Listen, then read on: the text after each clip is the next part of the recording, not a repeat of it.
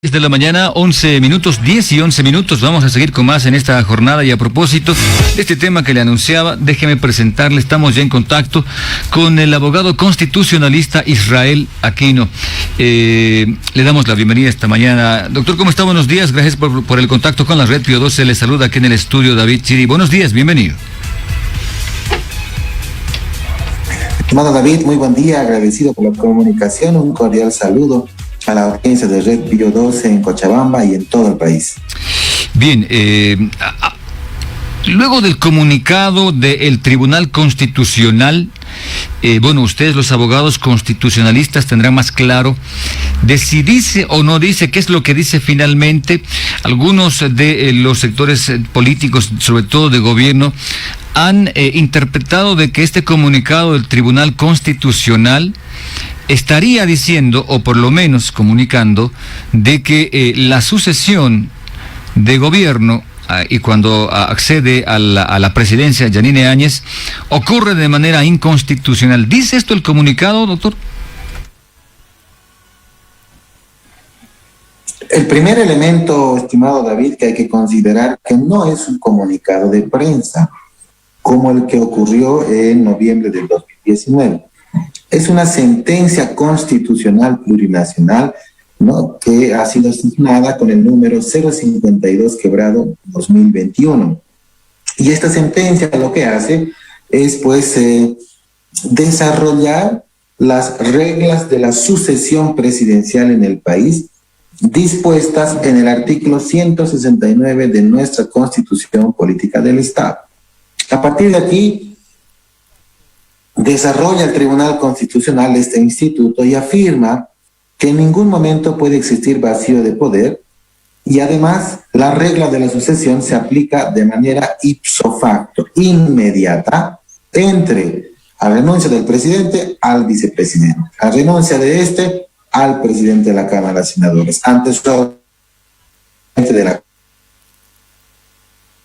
solamente ante estas personas recae el instituto de la sucesión presidencial. No así a los cargos sucesorios de la composición de las directivas camarales, o lo que es igual, en ningún momento pudo haber recaído en una segunda vicepresidencia del Senado para asumir el mando de la sucesión presidencial, lo que significa que el pasado 12 de noviembre del año 2019 en nuestro país fuimos testigos de la aplicación de una sucesión inconstitucional. De acuerdo. Ahora, primero entonces, el tribunal lo que está diciendo, según lo que usted interpreta, doctor, es que, y según la reglamentación seguramente de cómo se tienen que llevar adelante estas sucesiones en la Cámara de Senadores, es que la sucesión llega hasta la primera vicepresidencia, no la segunda, ¿correcto? No, solamente a las presidencias de las cámaras, a quienes son los titulares en la presidencia del Senado o en la presidencia de diputados. En ningún momento siquiera al vicepresidente o al segundo vicepresidente o a los secretarios. Bajo ninguna estructura sucesoria, cargos de prelación inferiores al presidente, puede recaer en la sucesión presidencial, porque solamente es de manera inmediata a los titulares. Y si hubiera ausencia, David, si no estaría el presidente, que es de manera temporal, debe elegirse uno titular. No puede el vicepresidente o la segunda vicepresidenta, en este caso del Senado, decir yo soy la presidenta y me corresponde asumir. Lo que debe en ese momento realizarse, quien esté fungiendo interinamente las funciones de presidente, es convocar una sesión para reelegir, para recomponer la estructura de la directiva camaral y elegir un titular, un presidente o una presidente de la Cámara de Senadores, para que en esa persona recaiga la sucesión presidencial, que en ningún caso, David, y este es otro elemento que dice el Tribunal Constitucional, puede recaer en la segunda vicepresidencia. ¿Por qué razón? Porque en este momento, y tú verás, en el caso de consejos municipales, el vicepresidente representa a la minoría legislativa. Las segundas vicepresidencias de la Cámara Alta y de la Cámara Baja representan a la minoría legislativa. Por tanto, no se puede ir en contra de la voluntad del pueblo que ha elegido un gobierno nacional, mayoría, y una mayoría representativa también en la Asamblea Legislativa Plurinacional. Por ello, en ningún momento puede recaer en una segunda vicepresidencia que solo representa a la minoría. Ahora, doctor, esto que usted está indicando y que el tribunal dice en este comunicado, ¿es lo que dice el reglamento o es lo que el tribunal está interpretando? Porque claro, cuando no está el presidente, sale de la sesión automáticamente el vicepresidente, luego el primer y el segundo, y así cuando van faltando van asumiendo este rol. Pero ya para la sucesión de cargo es otro el protocolo que se sigue. Ahí debe elegirse un nuevo presidente. O esto le pregunto aquí, ¿es la interpretación del tribunal o es lo que dice el reglamento de la Cámara de Senadores? El Tribunal Constitucional, David, es la máxima instancia de interpretación de la Constitución, además de ser contralor de garantías de derechos, además, ¿no? ¿Qué dice el tribunal? Y analiza el reglamento de la Cámara, ¿no? De la Cámara de Senadores, y evalúa cómo es que puede efectivizarse o puede generarse las suplencias y el ejercicio de funciones interinamente. El reglamento dice, ante la ausencia del presidente asume el vicepresidente, sino el segundo vicepresidente. ¿Pero con qué objeto? Y eso también dice la sentencia constitucional, de convocar a una recomposición de cámaras directivas para tener una nueva directiva camaral y elegir un nuevo presidente. Es lo único que puede hacer. No puede arrogarse la presidencia titular siendo miembro de la directiva, cualquiera sea su cargo. No lo puede hacer. Tercer elemento que el Tribunal Constitucional nos dice, que el 169 de la sucesión presidencial de la Constitución, en desarrollo, ¿no?, del reglamento de la Cámara, y si existiera en este caso las ausencias temporales como existió en noviembre, las renuncias, David, de quienes hayan estado en su momento como titulares, deben ser escritas, presentadas de manera formal, pero además leídas en el Pleno de la Cámara de Senadores y aceptadas. Si es la renuncia al cargo de presidente, esta debe conocer y aceptar esa renuncia. Si esa es la renuncia a la función legislativa, además de ser aceptada en la Cámara Alta, debe remitirse y ser de conocimiento del Tribunal Supremo Electoral, que es la autoridad que legitima, acredita las atribuciones de cualquier legislador electo. Entonces, inclusive establece un mecanismo y aclara que ninguna renuncia en los cargos de esa jerarquía legislativa pueden ser por redes sociales. Entonces, genera una línea jurisprudencial al respecto. Bien, eso queda claro entonces. Ahora, claro, una cosa es lo que dice el papel, lo que dicen las leyes, que no siempre pueden calcular todo lo que va a pasar. Las leyes están en función de lo que ya pasó, porque son obviamente leyes que se hacen por los hechos ocurridos. Y de repente alguna que otra podrá tener algún carácter preventivo. Sin embargo, lo que ocurrió en el 2019, esto de lo que tanto se ha hablado, el vacío de poder que se ha tenido en el país. Y esto a raíz de renuncias de autoridades. Ahora bien, esto no lo preveía la ley y obviamente la Constitución Política del Estado tampoco, ¿no? Una renuncia casi colectiva, por así decirlo. Esta explicación que da el tribunal y que usted nos da, de repente uno podría entenderlo en un contexto en el que no tenemos ni prisa y tampoco tenemos crisis. Pero en el 2019 teníamos crisis y no solo prisa, urgencia para que alguien ponga de repente orden en lo que estaba pasando.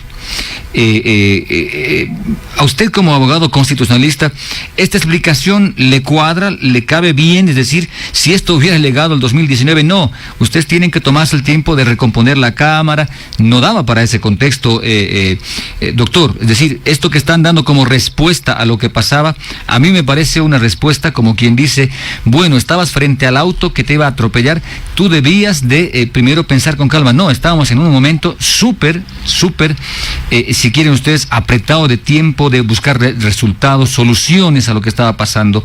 Entonces, ¿cuál hubiera sido la recomendación del momento? Porque esta explicación que nos da, o el comunicado que saca el tribunal, de repente uno es muy fuera de tiempo, estamos con otro gobierno ya, pero además, como que no condice, ¿no?, con la realidad que vivimos en su momento, doctor.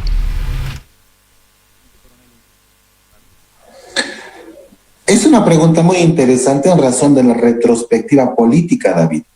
Y si incidimos en una valoración de la ciencia política, podemos coincidir que ante esa necesidad de ausencia de mando, había que tomar decisiones. Pero ninguna decisión, David, podía ser pues inconstitucional. No porque un grupo de amigos se reúnan sin ningún quórum reglamentario, se elijan y digan, le corresponde a esta persona, metele nomás. Y allí se funda la denominada tesis del golpe, que son categorías, David, de la ciencia política. Tanto las versiones de fraude como las versiones de golpe son categorías de la ciencia política porque no son jurídicas. El Código Penal no investiga delitos de fraude ni investiga delitos de golpe de Estado. Investigará manipulación informática, falsedad material ideológica. Por otro lado, tipificará conspiración, terrorismo, sedición. No está tipificado como delito, fraude o golpe. Entonces, esas dos categorías solamente se las puede abordar desde la ciencia política. Si una persona, como el caso de la ex senadora Áñez, asume el poder político en el país al margen de la Constitución, el único respaldo, ¿no?, de los hechos que tuvo fueron la policía y las Fuerzas Armadas. Entonces, con apoyo de instituciones que hacen el uso de la fuerza, tomaron el poder político. Cualquiera hoy interpreta, había que hacer algo, y coincido porque no podíamos estar sin mando, pero nunca contraviniendo, quebrantando el orden constitucional democrático. Debieron convocar, debieron garantizar las sesiones de esa Cámara de Senadores, de esa Cámara de Diputados, elegir una nueva directiva camaral y que la sucesión se dé ante un representante de las mayorías, cuyo único mandato, David, era que en 90 días se convoque a elecciones generales. Nada más. Y tú recordarás, la señora Áñez toma el poder político y todavía se quería postular a las elecciones, contraviniendo el mandato de la Constitución. Hay hechos políticos de los cuales hay que tener un cálculo muy preciso y en ningún caso contravenir el orden democrático constitucional dispuesto. Cuando se tiene ese error político, generan, por supuesto, graves consecuencias. Y hoy la señora Áñez tampoco goza de privilegio constitucional de juicio de responsabilidades porque quebrantó el orden constitucional abrupto y por eso tiene un juicio ordinario, hoy detenida preventiva. Y yo expreso, por supuesto, una preocupación al respecto porque es innecesario mantenerla detenida preventiva en etapa preparatoria. Ya el Ministerio Público con esa sentencia constitucional tiene una prueba documental contundente para fundar su acusación formal. Llévenla a juicio oral, respetándole el debido proceso, la presunción de inocencia, y que sea un tribunal ordinario de sentencia que defina y resuelva después del juicio oral una sentencia, si es absolutoria, sin responsabilidades, o si es condenatoria. Pero es ya ahora innecesario mantenerla en detención preventiva en etapa preparatoria. Puede seguir en esa condición, pero que vayan a juicio y en juicio oral que se resuelva el destino procesal de la señora Áñez.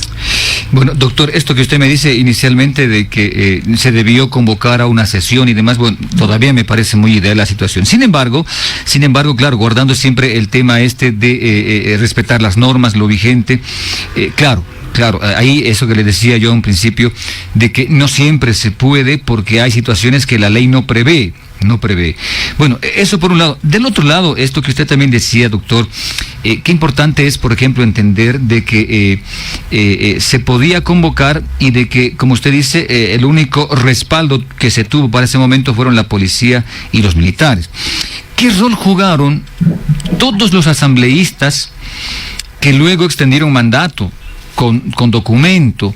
¿Qué rol han jugado a la hora de, no sé, pues si respaldar o en algún sentido, entre comillas, legalizar la gestión de la expresidenta Yanine Áñez, pero además acompañar, porque tampoco como Asamblea Legislativa, con una gran mayoría, ¿no?, del partido del MAS, formalmente o legalmente hicieron absolutamente nada como Asamblea, quiero decir, como un rechazo de repente a un gobierno, entre comillas, como usted dice, inconstitucional, que todavía está por definirse.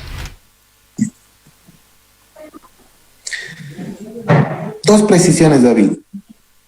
No estamos diciendo que el gobierno, todo el gobierno del 12 de noviembre del 2019 al 8 de noviembre del 2020 es inconstitucional. Estamos diciendo que el mecanismo de la sucesión presidencial se aplicó de manera inconstitucional. No es todo el gobierno.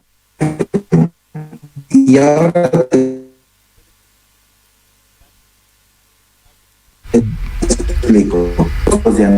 un hecho político del 12 de noviembre al el hecho político toman el poder. Conclusión. Doctor, le voy a rogar me dé un compás de minutos, porque aparentemente tenemos un problema en la señal. No le estoy logrando captar bien la explicación que usted nos da respecto a este tema, ¿no?, que usted decía de que no todo la gestión, la sucesión ha sido lo inconstitucional. Ahora sí, doctor, si logro escucharle, si me escucha, por favor.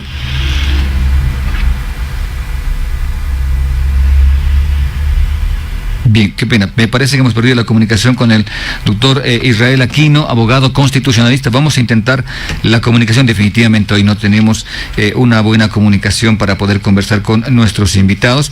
Vamos a retomar la comunicación con el doctor Israel Aquino, abogado constitucionalista, él, sobre este comunicado del Tribunal Constitucional. Bueno, el primer detalle que nos decía él, de que el comunicado se refiere a la sucesión de la presidencia de la Cámara de Senadores, pero además que este comunicado del tribunal dice que en este caso, quienes podrían asumir la presidencia del país solo son los presidentes de las cámaras, no por sucesión a primer vicepresidente, segundo, según lo que nos explicaba el doctor Aquino. Así dice el reglamento de la Cámara de Senadores, por lo que habría que recomponer, dijo, la Cámara, o por lo menos la directiva, para poder tener una autoridad que pueda asumir la gestión de gobierno. Bien, doctor, tenemos la comunicación una vez más.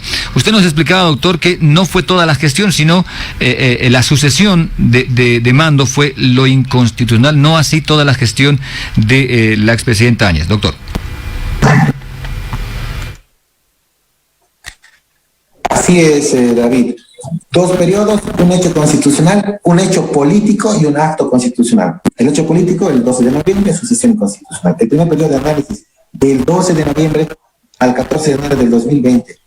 Este tiempo, David, tuvimos en el país un régimen de facto político, porque el Tribunal Constitucional nunca lo reconoció.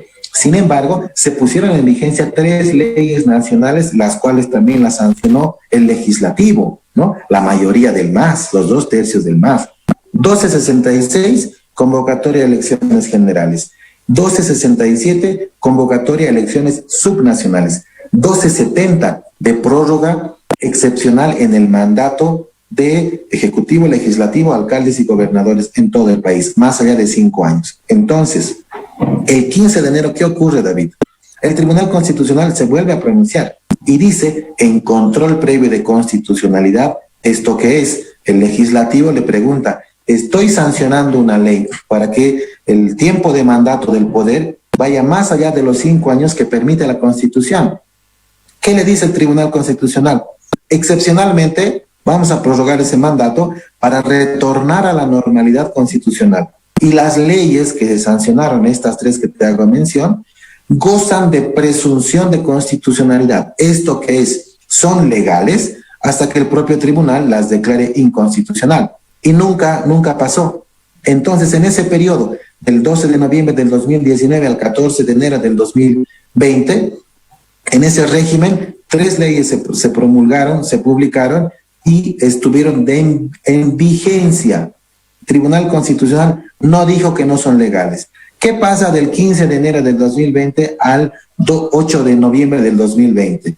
Todo ese tiempo, el tribunal le extiende la función y hace un reconocimiento legitimando las funciones de quienes detentaban el poder político en el país. Ejecutivo a la cabeza de la señora Áñez, legislativo a la cabeza de la señora Eva Copa, 9 gobernadores y más de 330 alcaldes en todo el país, más sus concejales, más sus asambleístas departamentales. Les extiende porque detentaban el poder político. Entonces, del 15 de enero al 8 de noviembre, ese gobierno sí tuvo un...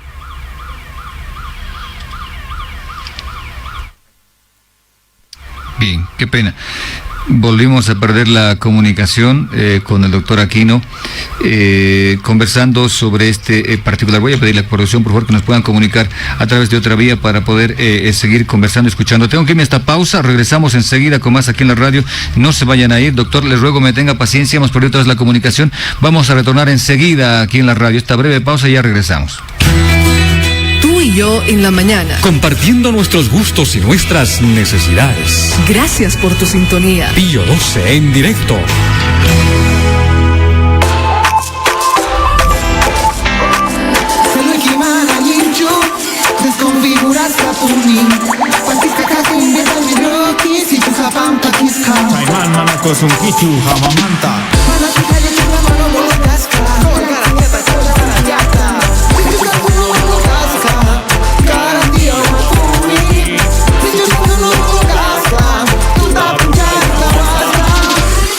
Koay garantía talulu. Homologas pa ikipukuna atetewan. La industrialización no para. Así lo explican los profesionales de nuestra planta de amoníaco y urea. Mi nombre es Boris Darío Fernández, soy supervisor de operaciones de la planta de amoníaco. La planta de amoníaco tiene tecnología KBR. Actualmente la planta de amoníaco se encuentra operativa. Mi nombre es Adalberto Bracamonte, soy supervisor del área de manejo de materiales de la planta de amoníaco y urea. La unidad se encuentra en óptimas condiciones trabajando a full de despacho. Soy Gustavo Celu, soy coordinador de operación y mantenimiento de la planta de amoníaco urea. La planta de urea tiene una tecnología de Toyo ACE 21. La planta se encuentra en condiciones normales, operativas y continuas. YPFB, la energía que transforma Bolivia. El Servicio de Impuestos Nacionales lanza la opción Facturación Tasa Cero IVA, ley número 1391, para los contribuyentes que vendan en el mercado interno bienes de capital, plantas industriales, vehículos de carga destinados a sectores agropecuario e industrial, incluidos vehículos frigoríficos, además de maquinaria pesada para la construcción y minería, importados o de producción nacional. Para acceder a este beneficio y emitir facturas con tasa cero IVA, ingresa con tus mismas credenciales a la página web www.impuestos.gov.bo, oficina virtual, módulo CIAT y selecciona emisión factura tasa cero IVA, ley número 1391, bienes de capital. Los contribuyentes se beneficiarán con la generación automática del libro de ventas, el envío de la factura directamente al correo del comprador, entre otros beneficios. La reactivación económica en Bolivia avanza. Servicio de Impuestos Nacionales, estamos saliendo adelante. Wawqayqaqtinchis maskh'akun sumaq-kayta chayrayku raymichaspa kasyawanchik DPF Diaconía nisqa chayachimun super tasa amistad nisqata sumaq tasa 6.25% nisqayuqwan watapaq wiñananpaq qullqiyki ama qhipakuspa qullqiykita wiñachiy imaraykuchus Diaconía qullqi waqaychastaykita sumaqmanta wiñachinqa kay super tasa amistad nisqawan astawan yachayta munasqa kunampacha chimpay agencia Diaconiaman manachayqa yaykullawaqta kay página web manachayqa Facebookman chaypiqa ima tapuykunatapis kutichispa kasqayku Diaconía kinsa chunka watashña llank'arispa kashan tukuy bolivianospaq super tasa amistad llank'arispa kanqa ñawpakaq p'unchay septiembre killamanta pacha manataq unaytachu kicharispa kanqa chantapis kan qullqiykita waqaychay phisqa waranqa bolivianosmanta pataman kay entidad nisqata watusan sumaqapaykachaynita ASFI. Bien, seguimos, hemos retomado la comunicación y le pido mil disculpas, por favor, al doctor Israel Aquino, abogado constitucionalista. Él estamos conversando y además con más luces sobre este tema de este comunicado del Tribunal Constitucional. Doctor Aquino, le consultábamos sobre este tema en particular. Ya usted decía que el rol de la Asamblea y este separar también de el accionar de las autoridades, era importante reconocer también que finalmente el tribunal mismo, cuando se amplía el mandato, y usted citaba algo importante ahí, ¿no? Dice en la nota emitida por el Tribunal Constitucional que se amplía el mandato hasta que se vuelva a la normalidad. ¿Por qué no dice ahí la Carta, por ejemplo, hasta que se retome la constitucionalidad? De hecho, la Carta habla de regularidad o irregularidad. Así es. Ha dejado en enero del 2020 el Tribunal Constitucional ambigüedad respecto a si la toma del poder fue o no fue constitucional. Lo único que hizo fue legitimar el ejercicio de funciones y extender ese mandato político, sin decir que estuvo bien o mal.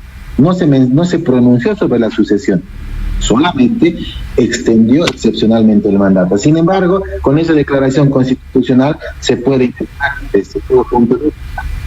De ahí en adelante, del 15 de enero en adelante hasta el 8 de noviembre, en el que toma el poder político Luis Arce Catacora, ese gobierno tuvo un aval del Tribunal Constitucional. Desde el 15 de enero, lo anterior, del 12 de noviembre al 15 de enero, no tiene un reconocimiento de constitucionalidad, solamente las leyes que fueron aprobadas 3 en ese tiempo. ¿Qué nos dice además entonces? ¿Qué cosa hay que inferir de todo? Que del 12 de noviembre al 15 de enero, al haberse publicado de manera inconstitucional en su sesión, tuvimos un régimen de facto político que solamente merece juicio ordinario sobre las responsabilidades penales de esas acciones. Y del 15 de enero al 8 de noviembre, juicio de responsabilidades, juicio de privilegio, porque el tribunal ya lo reconoció. Entonces, no es sencillo entender, pero el planteamiento está: 2 periodos de análisis, un hecho político y un acto constitucional. Así podríamos concluir esta reconstrucción histórico-política en la línea constitucional de lo que tuvimos en el país. Doctor, qué interesante eso, además, importante notarlo. Y mi última consulta, doctor, en el plano que usted lo coloca, claro, también como abogado constitucionalista, hombre de leyes, el tema pasa por una cuestión legal, ¿no? El legal y el cumplimiento de las normas. En este caso, y en el plano en que usted lo coloca, lo que ha pasado en la asociación ha sido una falta de cumplimiento de una norma. Absolutamente es eso lo que ha ocurrido. Otra cosa es hablar de lo articulado externo a la Cámara de Senadores, pero en la Cámara de Senadores lo que ha ocurrido es una falta a la norma.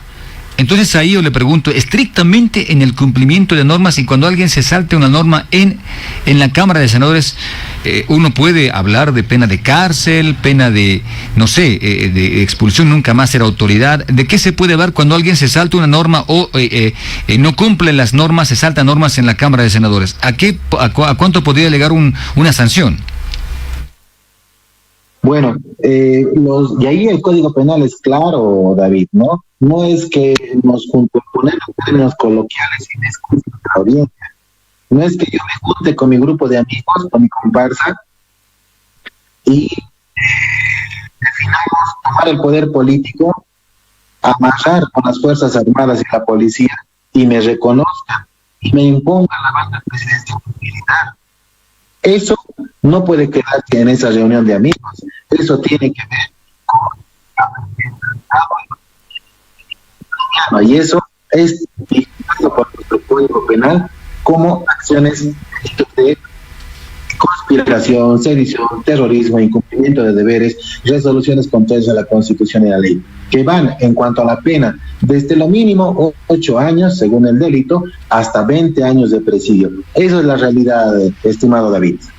Claro, usted me está hablando ya del nombramiento, pero yo le estoy consultando sobre lo que ocurrió en la Cámara de Senadores, que es básicamente donde sucede la sucesión irregular, por así decirlo. ¿Hay alguna sanción? Ahí, por ejemplo, ¿no? ¿Ahí compete al Código Penal o hay una sanción interna en la Cámara de Senadores? La Cámara de Senadores, David, sesiona, y usted recordará, con una minoría legislativa el momento de tomar el poder. Esa minoría legislativa que sesiona al margen de la Constitución igual puede ser procesada cuando menos por incumplimiento de deberes y resoluciones contrarias a la Constitución, hasta 8 años de cárcel. Ese día de la aplicación de la sucesión. Lo que ocurrió posteriormente en las demás sesiones no tiene ningún tipo de sanción porque los legisladores estaban ejerciendo sus atribuciones de legislación, fiscalización y deliberación que les permitía y les permite la Constitución Política del Estado. Entonces, responsabilidades posteriores a la toma del poder no existen, solamente de la reunión de ese hecho irregular luego de haber sesionado al margen del reglamento. Bueno, es bastante complejo, doctor, le soy franco, porque, claro, nos deja con la duda aquí de cómo se interpretan las situaciones, y claro, usted lo tiene más claro, ustedes son gente que está en el tema de la legislatura del país. Le agradezco un montón por su tiempo, doctor, estaremos pendientes y ojalá esta es la primera, pero no la última vez que podamos conversar, doctor. Muchas gracias. Agradecido por la comunicación, estimado David. Un fuerte abrazo a la audiencia de Cochabamba y en todo el país. Bendiciones de sus hogares. Muchas gracias. Un abrazo, doctor. Gracias. Hemos conversado con el doctor Israel Aquino, abogado constitucionalista, sobre este particular. 10:42, cumplo con la publicidad pendiente. Venimos con más enseguida.